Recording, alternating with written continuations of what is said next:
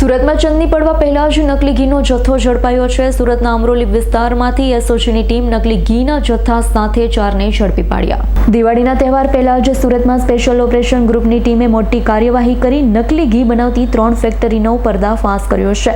અમરોલી વિસ્તારમાં આવેલી 3 અલગ અલગ જગ્યાએ એસઓજીની ટીમે દરોડા પાડી 9000 કિલોથી વધુનો નકલી ઘીનો જથ્થો કબજે કર્યો। નકલી ઘી બનાવતા કારખાનાઓમાં રેડ કરી પોલીસે 4 આરોપીઓની ધરપકડ કરી। તહેવારના સમયે નકલી ઘી વેચી લોકોના સ્વાસ્થ્ય સાથે ચેડા કરી રહ્યા હતા।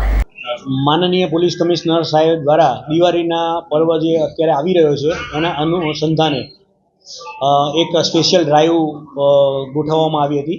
આ સ્પેશિયલ ડ્રાઈવની અંદર ઘી, બટર, પનીર, ચીઝ આવું જેનું ડુપ્લિકેટિંગ કરે છે એના માટેની સ્પેશિયલ ડ્રાઈવ હતી। આ ડ્રાઈવના અનુસંધાને એસઓજી દ્વારા એક ચોક્કસ બાતમી એવી મળી હતી કે અમરોલી વિસ્તારના કોસાડ આવાસની અંદર જે સરદારનગરને એ જગ્યાએ છે ત્યાં કોઈ ઘીનું ડુપ્લિકેટિંગ કરે છે। એના અનુસંધાને એસઓજી દ્વારા રેડ કરવામાં આવી।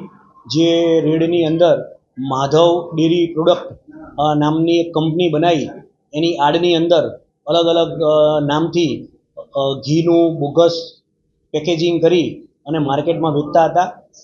એના દ્વારા અમે વધારે પૂછપરછ કરતા અમને એવું જાણવા મળ્યું કે કોસાડની અંદર જ બીજું ઈબ્રો કરીને છે ત્યાં કોસાડની અંદર જ ત્યાં બીજી જગ્યાએ તુરંત અમે રેડ કરી તો ત્યાંથી પણ મોટા પ્રમાણમાં મોટા જથ્થાની અંદર એક ફેક્ટરી પકડી આવી।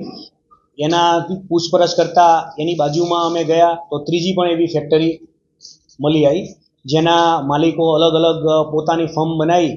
આ લોકોએ એક માધવ ડેરી પ્રોડક્ટ અને એક આદિનાથ ડેરી પ્રોડક્ટ નામની એક ફર્મ બનાવી હતી અને એક ન્યૂ આદિનાથ ડેરી ફર્મ એ કરી અને અલગ અલગ ઘીનું પેકેજિંગ કરી અને માર્કેટમાં અલગ અલગ જગ્યાએ વેચતા હતા।